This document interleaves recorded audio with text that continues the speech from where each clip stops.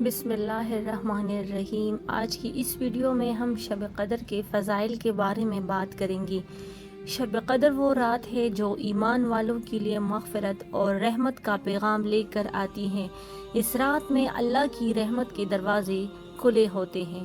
رمضان المبارک اپنی برکات اور سعادتوں کو سمیٹتے اپنے اہتمام کی طرف بڑھ رہا ہے۔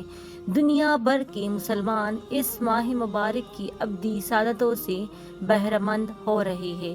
روزہ اور دیگر عبادات کے ساتھ ساتھ اللہ رب العزت کی بارگاہ میں اپنی حاضری پیش کر رہے ہیں۔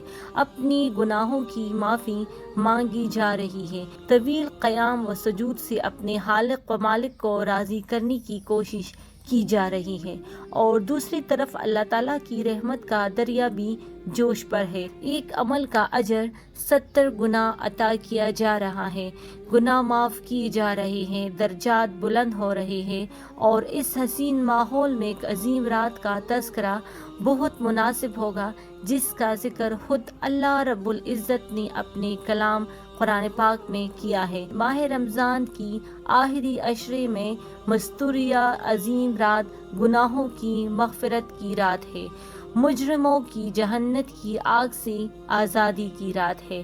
یہ عبادت، ریاضت، تسبیح و تلاوت، درود شریف کی کثرت، نوافل، صدقات اور خیرات کی رات ہے۔ اس رات کو شب قدر اس لیے کہتے ہیں کہ اللہ تعالیٰ نے اس میں ایک بڑی قدر و منزلت والی کتاب، ایک بڑی قدر و منزلت والے رسول اللہ صلی اللہ علیہ وسلم پر ایک بڑی قدر و منزلت والی امت کی رہنمائی و اصلاح کے لیے نازل فرمائی۔ چونکہ اس شب میں اعمال صالحات تو قبول ہوتے ہیں اور بارگاہ الہی میں ان کی بہت قدر کی جاتی ہے، اس لیے اس کو شب قدر کہتے ہیں۔ یوں تو مختلف مقامات پر شب قدر کی فضیلت کے متعلق متعدد ارشادات موجود ہیں، لیکن چونکہ اس پر اللہ تعالیٰ نے خود سورہ اتاری ہے اور اس کے سارے فضائل خود رب العزت نے بیان فرما دی ہے، تو مناسب یہی معلوم ہوتا ہے کہ سب سے پہلے اس سورت کا ذکر ہو جائے جو اس موقع پر نازل ہوئی ہے۔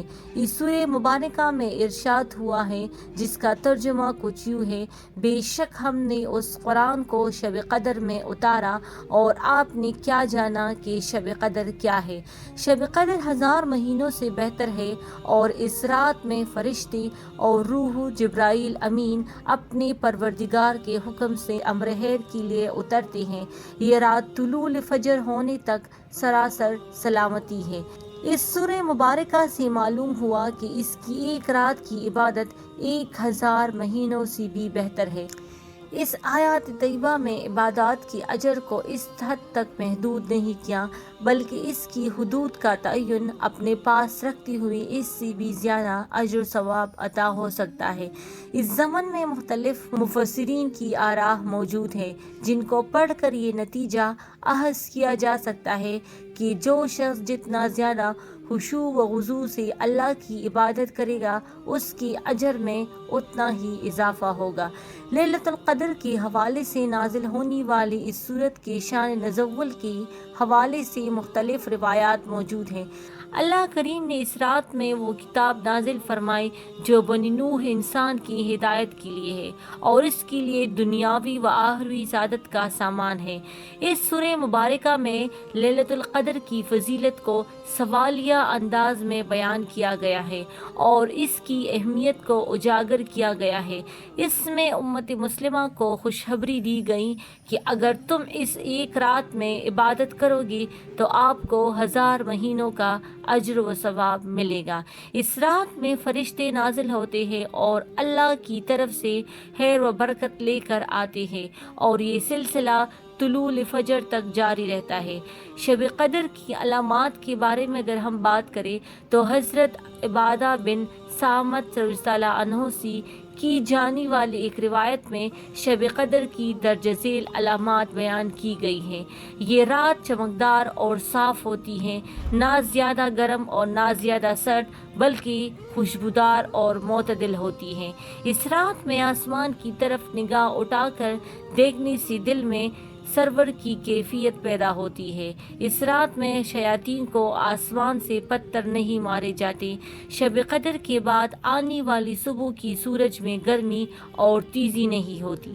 بعض بزرگوں نے اس رات میں درختوں کو سجدہ کرتے بھی دیکھا ہے، جبکہ یہ بھی بیان کیا گیا ہے کہ اس رات میں کارا پانی میٹھا ہو جاتا ہے۔ شب قدر پوشیدہ کیوں؟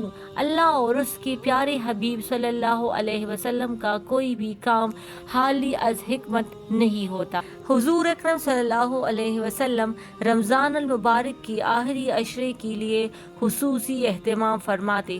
بخاری و مسلم میں حضرت سیدہ عائشہ رضی اللہ عنہ سے مروی ہے کہ سرکار دو عالم صلی اللہ علیہ وسلم کا یہ معمول تھا کہ جب آخری عشرہ شروع ہوتا تو آپ اپنا تہم بند کس کر باندھ لیتے، راتوں کو ذکر الہی سے زندہ کرتے اور اپنے اہل و عیال کو بھی جگاتے۔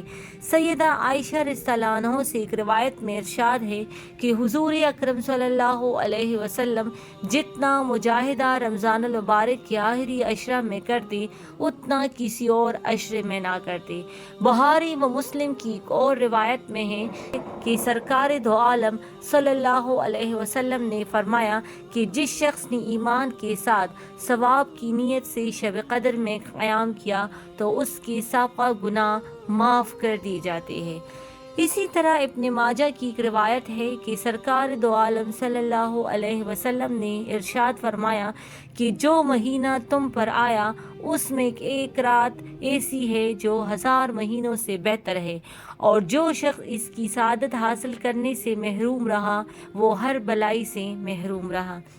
شب قدر وہ رات ہے جو ایمان والوں کے لیے مغفرت اور رحمت کا پیغام لے کر آتی ہے۔ اس رات میں اللہ کی رحمت کے دروازے کھلے ہوتے ہیں۔ جو رزق مانگتا ہے اس کو رزق عطا کیا جاتا ہے، جو عافیت مانگتا ہے اس کو عافیت عطا کی جاتی ہے، اور جو صحت کا سوال کرتا ہے اللہ کی بارگاہ سے اس کو صحت کا تحفہ عطا ہوتا ہے۔ جو خیر و برکت اور بلائی کی دعا مانگا کرتے ہیں اس کو خیر اور بلائی عطا کی جاتی ہے۔ اگر کوئی بھی اولاد اس عظیم رات میں اولاد کے لیے 10 سوال دراز کرتا ہے تو اس کو اولاد کی دولت سے مالا مال کیا جاتا ہے۔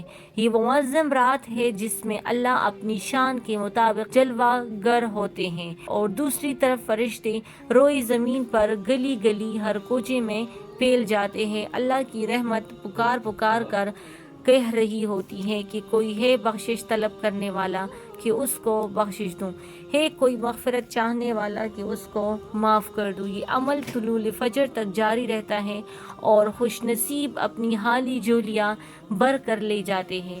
شب قدر کی اصل عبادت رات کا قیام یعنی نماز ہے۔